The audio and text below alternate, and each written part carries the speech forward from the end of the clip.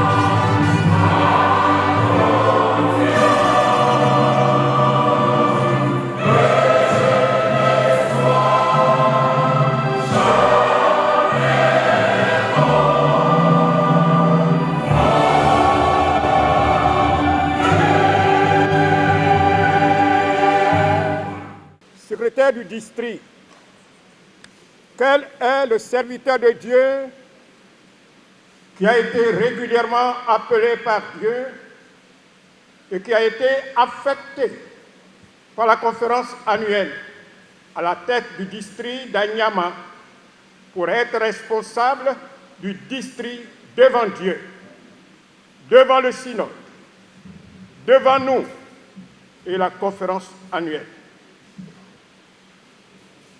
Bishop, le nouveau surintendant du district d'Anyama est le très révérend pasteur, professeur Nathanaël Joma Owo, sous vos ovations, s'il vous plaît.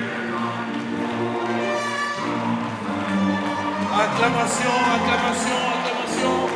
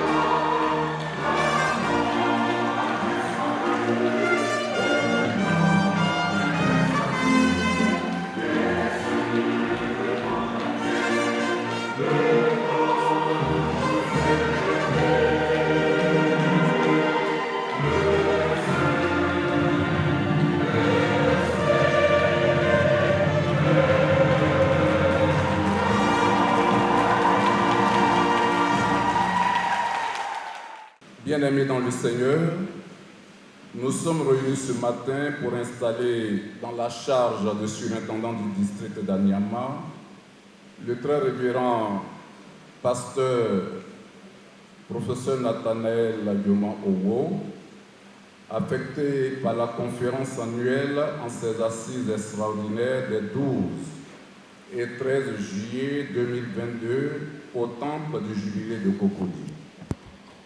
Nous allons permettre à un prédicateur proche du très révérend du professeur de faire sa biographie de façon exceptionnelle. Nous lui demandons de prendre la parole, notre frère Nyangouran Théophile.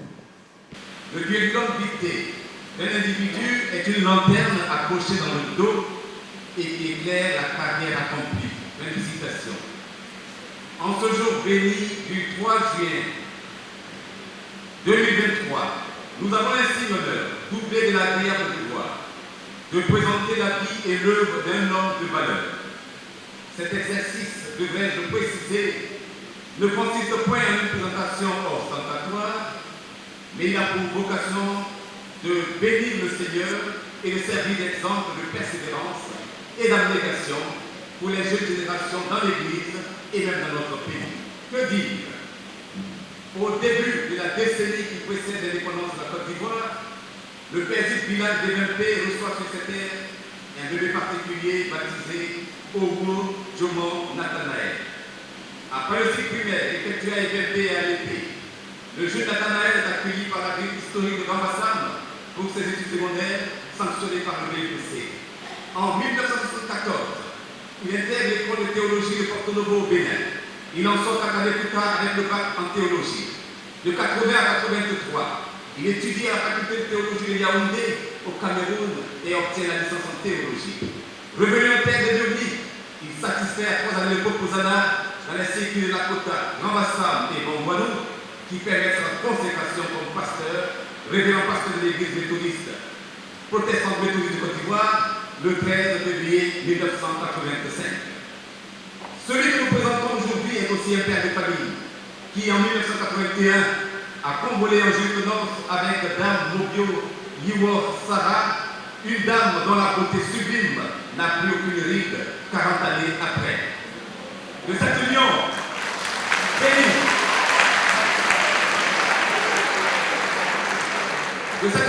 par l'Éternel sont nés 2 hommes, Daniel et Michael Ange et une charmante dame du prénom de Jeanne Richesse. En 1988, le révérend pasteur Oumo ajoute une corde à son arc linguistique en obtenant un certificat en anglais à Birmingham, City Oak. L'année suivante, il rejoint l'université de Strasbourg où il obtient un diplôme d'études approfondies en histoire des religions. De 91 à 95, l'homme serviteur de Christ retourne à Yaoundé pour le 3e cycle sanctionné par un doctorat en histoire des religions en Afrique. L'homme de Dieu a su alterner en toute intelligence des études supérieures, ses fonctions académiques et le ministère pastoral sur le terrain des églises. Ainsi, après sa consécration en 1985, le révérend Oumo sert dans le district de Dabou de 14 à 2021. Il est dans le temple Galilée du plateau de Puy. De 2021 à 2022, il est au temple John Wesley dans le Palmyre, son dernier poste avant sa nomination à la tête du district d'Aniama. Par ailleurs, faut-il ajouter à ce stade de propos que le très révérend pasteur aime apprendre, mais il se fait aussi à communiquer le savoir aux autres. Déjà, en 1986, il est chargé de cours à l'école publique de Dabou. En 1989, il est aumônier des CSP et enseigne concomitamment à l'école de théologie d'Abidjan. En 1991, il retourne à Yaoundé, la source qu'il a brevet pour occuper le poste d'assistant à la faculté de théologie protestante de Yaoundé. 1995-2001, il passe le grade de maître assistant. De 2002 à 2004, le pasteur Thierry Panache le grade de maître de conférence et il est promu secrétaire académique de la faculté de théologie protestante de Yaoundé. En 2005, il parvient au grade de professeur de l'université protestante de l'Afrique centrale. En 2006, le professeur Oumo, car c'est bien son titre désormais, est promu douanier de l'UPAC dans l'université protestante de l'Afrique centrale. C'est alors qu'il règne la Côte d'Ivoire où il est chargé de plusieurs titres. Recteur de l'ISTA, président du comité des ministères, président du comité de gestion de la radio Voix de l'Espérance, recteur de l'université méthodiste et bien d'autres titres encore. L'illustre personnalité, objet de nos attentions de ce jour, est un sachant qui a contribué significativement à la connaissance universelle à travers cette publication. Nous en citons 3. 1. Ses livres écrits par le professeur La position et la pratique d'un théologien protestant en 2003. Dieu et l'homme, éléments d'anthropologie en 2007. Religion africaine et VIH/SIDA en 2004. Plusieurs autres de ses œuvres sont sous presse et seront éditées bientôt. Que conclure? Toute autorité vient de Dieu, a dit l'apôtre Paul. La vie du papa Nathanaël manifeste cette vérité polynienne avec une singulière force. D'année en année, son autorité, pour ne pas dire son savoir, est devenue plus étendue et surtout plus pénétrante. Son autorité assurée de l'acquiescement quasi unanime. Non pas simplement parce que la confiance de tous s'appelait à des charges plus hautes, mais parce que son intelligence si fine et si compréhensible, sa sagesse si persuasive, l'excellence de ses conseils si nuancés, et plus encore, la priorité de son âme pastorale et sa bonté toujours patiente et toujours prévenante font accueillir son influence comme un don de soi. En vérité, Papa Oumo est un don de soi parce qu'il est avant tout un don du ciel. En témoigne son prénom Nathanaël qui, dans le grec ancien, signifie don de Dieu ou ce qui est donné par le Seigneur. Oui, je vous le dis, population de VP, voici un don pour nous. Peuple acquier, voici un don pour nous, en la personne du pasteur Oumo. Méthodiste de Côte d'Ivoire, voici un don pour nous. Méthodiste et théologien d'Afrique, voici un don pour nous. Enfin, théologien du monde entier, voici un don de Dieu pour nous. C'est pourquoi, Jean d'ici et vous qui êtes venus d'ailleurs, je voudrais vous inviter à vous tenir debout pour acclamer l'Éternel notre Dieu, pour la victoire de notre Seigneur,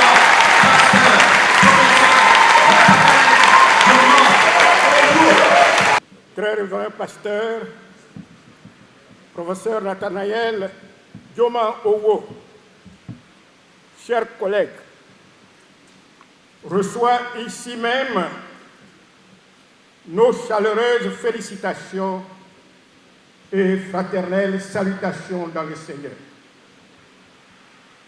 Ainsi donc, le Seigneur de l'Église, notre Sauveur Jésus-Christ, a choisi de t'élever à la responsabilité de surintendant de district. Premier dignitaire de ce district ordinaire d'Anyama, au service du souverain pasteur, le bon berger, notre Seigneur et Sauveur Jésus-Christ. Excellente grâce qu'est celle que le Seigneur te confère aujourd'hui devant le peuple de Dieu ici rassemblé. Mon frère, qu'il me soit maintenant permis de te rappeler, hormis les engagements que tu as déjà pris lors de ta consécration au ministère pastoral, ceux spécifiques à la charge de surintendant de district. Tu exerceras le ministère qui t'est confié en accord avec la foi de notre Église et selon les règles de sa vie commune, tout en te souvenant toujours que tu es en tout premier lieu le berger d'une partie du peuple de Dieu, que tu es appelé à diriger avec amour et délicatesse, avec sagesse et équité, par tes soins pastoraux et tes conseils pieux, dans le respect des règlements généraux de l'Église et la soumission aux instances supérieures. En tant que garant des décisions du synode, tu veilleras à l'administration générale du district, au renforcement de sa cohésion, de son unité et partant de toute l'Église. Tu auras une conscience élevée des problèmes du district et tu t'engageras à chercher des solutions efficientes. Tu t'évertueras à rechercher les voies et moyens d'un essor aussi bien spirituel que matériel du district en vue d'une expansion plus vivante de la foi. Tu visiteras autant que possible les circuits en vue de t'enquérir de l'avancement de l'œuvre de Dieu. Tu partageras avec tes collègues pasteurs et avec les autres ouvriers du district, avec les responsables laïcs des institutions et structures du district, les joies et les peines du ministère, de l'Église. Tu les conseilleras, tu les exhorteras, les encourageras, les aiguillonneras à la fidélité dans l'œuvre et à l'honneur. Tu auras soin d'entretenir des relations avec des autres confessions chrétiennes dans le souci de l'unité de l'Église de Jésus-Christ. Tu auras aussi soin d'entretenir des relations avec les autorités politiques et administratives des localités du district dans le cadre strict de tes responsabilités pastorales. Mon frère, conformément aux engagements qui viennent d'être énumérés, veux-tu, en servant Jésus-Christ, te consacrer tout entier et quelles que soient les circonstances à l'éducation du district d'Ayama et à l'accomplissement de la mission que le Seigneur lui confie. Oui, Jésus-Christ est le Seigneur. Qu'il me soit en aide. Vous, mes frères et mes sœurs, membres de l'Église méthodiste unie Côte d'Ivoire, membres du district d'Anyama, voici le berger que le Seigneur vous donne. Accueillez-le, entourez-le d'affection et de respect. À cause de sa charge, témoignez-lui votre confiance. Soyez prêts à recevoir de lui les engagements, les exhortations et les avertissements qu'il sera appelé à vous adresser. Encouragez-le dans la tâche que le Seigneur lui confie. Aidez-le, travaillez avec lui, priez toujours pour lui.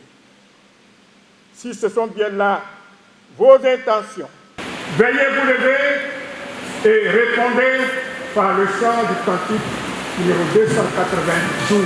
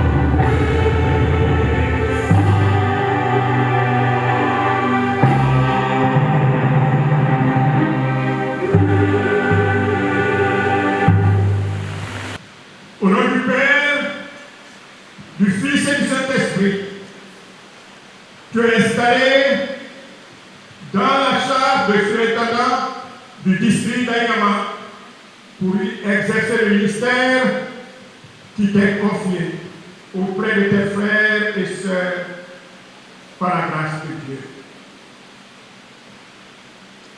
Le Seigneur qui est fidèle te rend fidèle en toutes choses pour l'accomplissement de sa volonté par la puissance de son Saint-Esprit.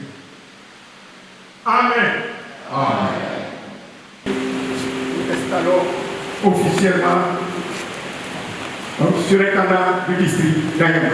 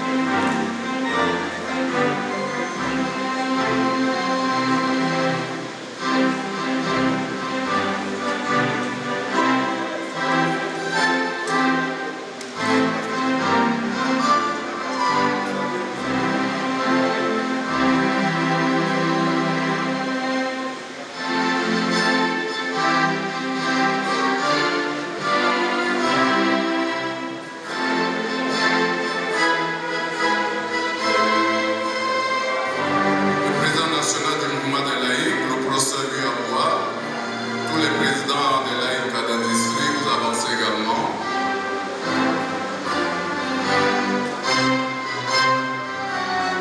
Les autorités politiques, administratives, académiques et coutumières, vous avancez également.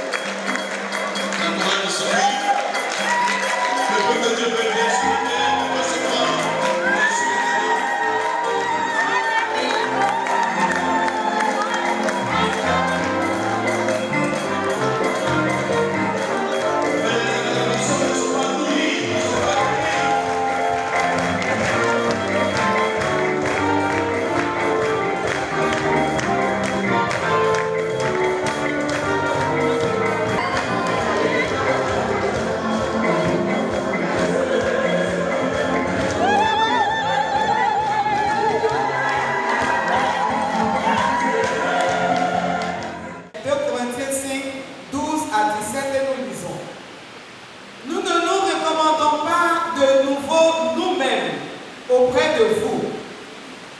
Mais nous vous donnons occasion de vous glorifier à notre sujet, afin que vous puissiez répondre à ceux qui tirent gloire de ce qui est dans les apparences et non dans le cœur. En effet, si je suis hors de sens, c'est pour Dieu. Si je suis de bon sens, c'est pour vous. Car l'amour de Christ nous presse, parce que nous estimons que si un seul est mort pour tous, tous donc sont morts, et qu'il est mort pour tous, afin que ceux qui vivent ne vivent plus pour eux-mêmes, mais pour celui qui est mort et ressuscité pour eux. Ainsi, dès maintenant, nous ne connaissons personne selon la chair. Et si nous avons connu Christ selon la chair, maintenant, nous ne le connaissons plus de cette manière. Si quelqu'un est en Christ, il est une nouvelle créature. Les choses anciennes sont passées. Voici, toutes choses sont devenues nouvelles. Heureux ceux qui écoutent la parole de Dieu et qui la gardent. Amen. Je marcherai en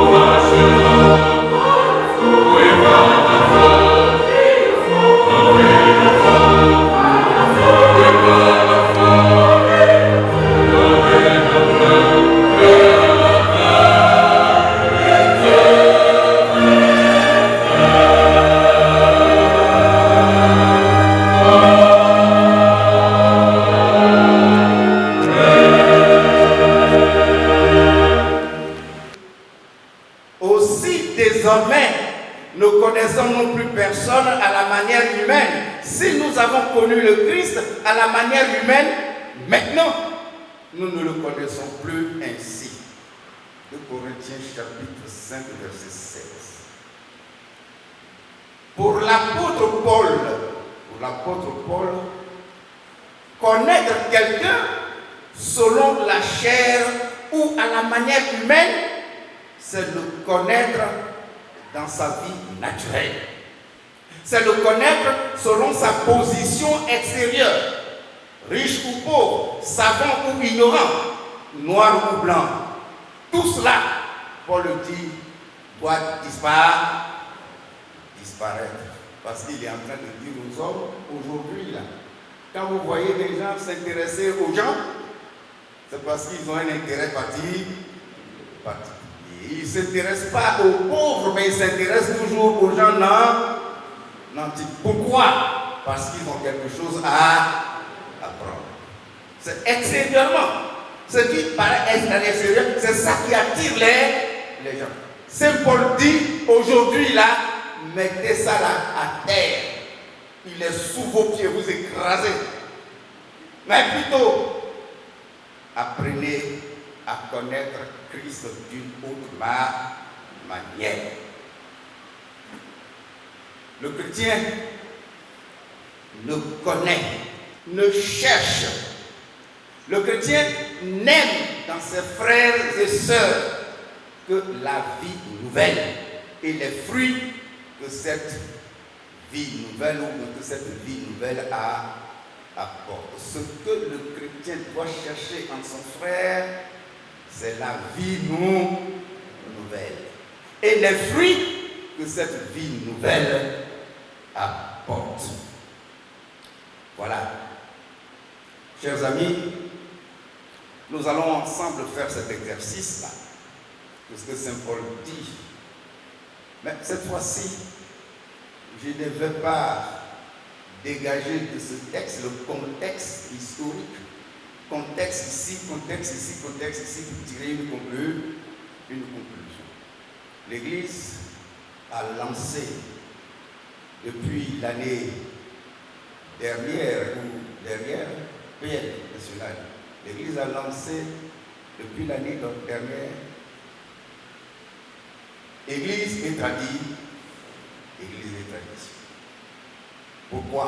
Pour mettre en exergue cet élément qui nous manque beaucoup. Et il plaît maintenant aux méthodistes de comprendre que comme le bishop a lancé Église et tradition, on a pensé que c'était le moment où il faut aller dans les valises pour faire ressortir les vieux habits, les vieilles habitudes.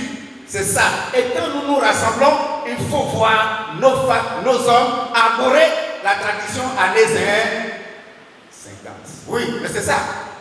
Et on pense que c'est ça, Église et tradition. Mais je dis, la tradition là, c'est dans la tête. La tradition, c'est une manière de penser, une manière de sentir et une manière d'agir. Vous pouvez porter les tenues de nos moments à la manière traditionnelle, mais si vous raisonnez comme le blanc qui est venu de l'autre côté, il n'y a rien de traditionnel en. La tradition là, c'est une manière de penser. Le monde dans lequel vous vous trouvez, la tradition dit que ce monde-là, c'est Dieu qui vous l'a offert. Et que la manière dont vous vous habillez, cette manière-là a été pensée par nos aïeux, que c'est de cette manière, en s'habillant, on permet au monde d'être avec nous. Nous sommes dans le monde est avec nous, et nos amis sont avec nous. Ainsi, nous vivons notre vie tout en n'ayant pas peur. Mais aujourd'hui, on se voit, nous voyons des frères et sœurs qui ont peur. Peur de quoi? Peur du monde. Ils ont peur de leurs frères. Les autres hommes, ils ont peur.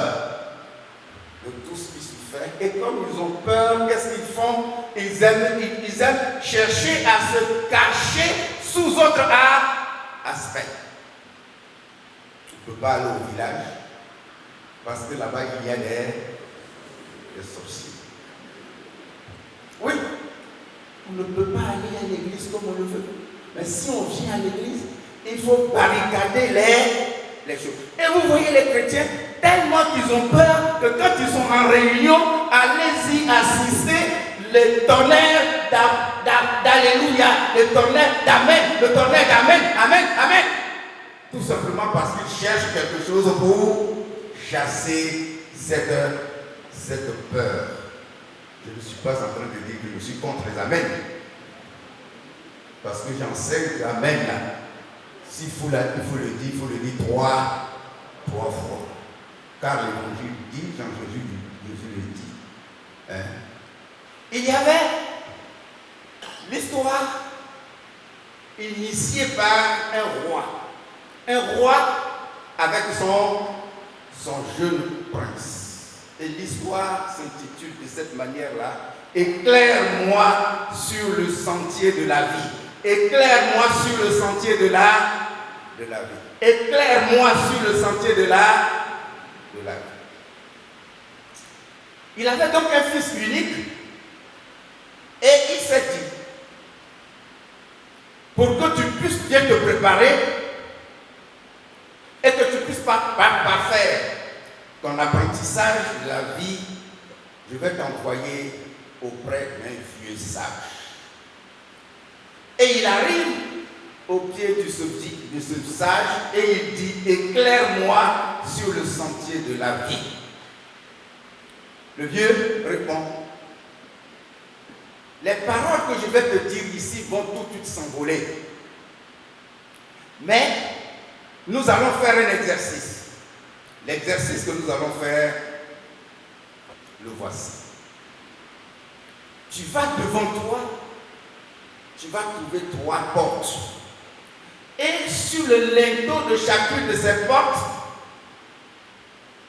tu vas lire quelque chose. Mais attention, ce que tu lis, là, fais très attention. Si tu fuis, tu seras condamné à regretter ce que tu aurais dû faire, que tu as refusé de faire. Le vieux sage disparaît et il laisse l'enfant. Il laisse l'enfant parcourir le chemin. Et effectivement, il arrive devant la première porte qu'il rencontre. Devant cette porte, il est écrit « Change le monde ». Change le monde. Et quand il a vu, il dit « c'est ça que moi, je voulais. Depuis, c'est ça que je voulais. J'étais avec papa, mais je lui dis, il ne comprenait pas. Maintenant, on me dit de changer le monde. C'est le monde que je vais changer. Voilà. Le jeune homme, il entame son premier combat. Son idéal, sa fougue et sa vigueur le poussèrent à se confronter au monde, à entreprendre, à conquérir, à modeler la réalité selon son désir. Il y trouva le plaisir et l'ivresse du conquérant, mais pas l'apaisement du cœur. Il a réussi à changer beaucoup de choses. Mais par contre, il y a d'autres choses qu'il n'a pas réussi à changer. Non, et bien des années passèrent. Un jour, il rencontre le vieux sage qui lui fit cette question. Qu'as-tu appris sur le chemin?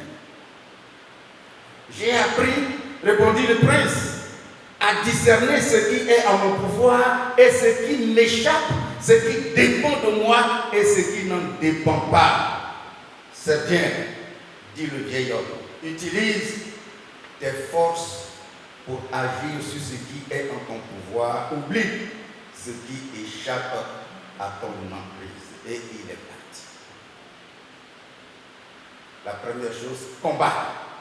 Et change le monde. Effectivement, il s'est mis à changer le monde.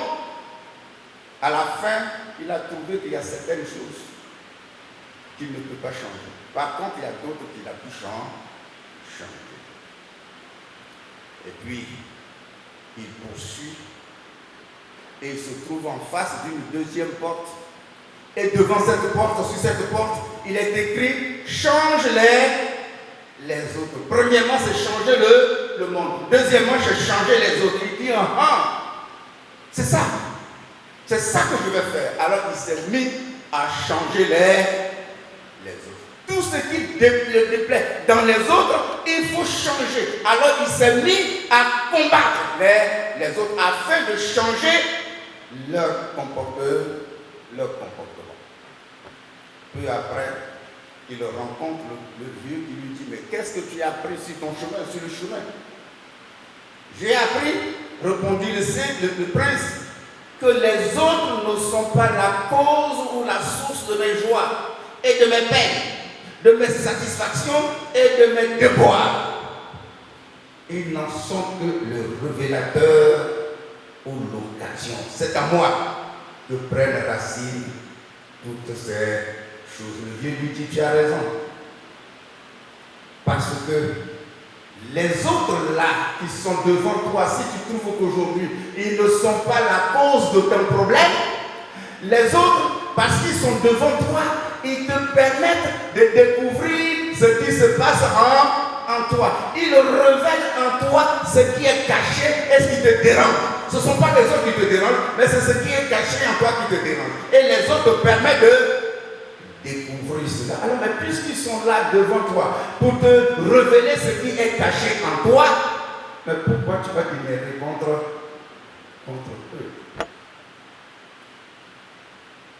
Continue ton jeu. Et il continue son chemin, et un peu de temps après, il se trouve devant une troisième porte, devant laquelle il est écrit « Change-toi toi-même ». Change le monde, change les autres. Et puis maintenant, devant cette porte, on dit « Change toi-même ». Il faut te changer toi-même, il faut te changer. Il dit « c'est ça que je veux faire ». Et il s'est mis à se combattre, à se faire la guerre, à se changer. Effectivement, il a réussi à changer beaucoup de choses, mais il a trouvé en lui-même qu'il y a certaines choses qu'il ne peut pas changer. Et il trouve le vieux qui lui dit, qu'est-ce que tu as appris sur le chemin? Il dit, j'ai appris qu'il y a des choses qu'on peut améliorer, d'autres qui nous résistent et qu'on n'arrive pas à briser. C'est bien, dit le sage. Dit le sage. Alors il dit, puisque toi-même, en toi-même, il y a certaines choses que tu ne peux pas changer, qui te résistent, tu vois là où se trouve le problème. Tu as trouvé tout à l'heure qu'il était facile de changer le monde, qu'il était facile de changer les autres. Et maintenant, toi-même, tu trouves qu'il est impossible de changer beaucoup de choses. Mais c'est bien. Continue le chemin. Maintenant, là, ton prochain apprentissage, là où tu es arrivé, là, tu as dépassé 3 portes. Maintenant que tu es arrivé, fais un volte-face, regarde derrière toi. Et en regardant derrière lui, il voit sur le linteau de la 3e porte qu'il vient de franchir, une autre écriture qui dit « Accepte-toi toi-même ». Il faut t'accepter toi-même. Il dit « Ah, mais c'est étonnant, je n'ai pas vu ça. Ah, mais puisque maintenant, il faut que je m'accepte moi-même, il faut que j'apprenne à me comprendre, il faut que j'apprenne à m'aimer, alors je vais le faire. » Le véritable problème de l'homme ne se trouve pas dans le combat du monde. Quand il combat le monde, c'est qu'il a peur du monde. Quand il combat ses frères, c'est qu'il a peur d'eux. Quand il se combat lui-même, c'est qu'il ne s'accepte pas lui-même. La première sagesse, c'est de s'accepter comme créature de Dieu. c'est de s'aimer comme Dieu, comme une créature que Dieu a façonnée. Et la deuxième chose, à partir du moment où il accepte les autres, Dieu les a façonnés, Dieu les a mis en relation avec vous. Et puis finalement, vous êtes tous des créatures de Dieu placées dans le monde que Dieu a aimé. Et la Bible dit, il a tellement aimé ce monde qu'il y a envoyé son Fils Jésus-Christ, afin que quiconque croit en lui, qu'il ait la vie éternelle. Le monde est le miroir de l'homme. Ce monde vous renvoie votre image. Mais si vous le combattez, vous perdez votre goût, votre boussole. Désormais, la maturité spirituelle, là, c'est ça. Il faut comprendre que dans le monde dans lequel nous sommes, Dieu nous l'a offert gratuitement. C'est à nous que Dieu a donné l'ordre de gérer le monde. Il dit de gérer le monde. Mais pourquoi est-ce que nous avions peur de ce monde-là? Pourquoi avons-nous peur de ce que Dieu a dit? Et comme nous avons peur du monde, on se laisse berner, on se laisse tromper. Désormais, nous ne connaissons plus personne à la manière humaine, mais connaissons maintenant Dieu à partir de l'expérience personnelle que chacun de nous aura faite avec Dieu. Il y a avec nous, il nous a donné cette possibilité. Peuple de Dieu, aimons-nous. Aimons-nous nous-mêmes. Aimons les autres et aimons le monde que Dieu a mis à notre disposition. Que le Seigneur nous aide. Au nom du Père, du Fils et du Saint-Esprit. Amen.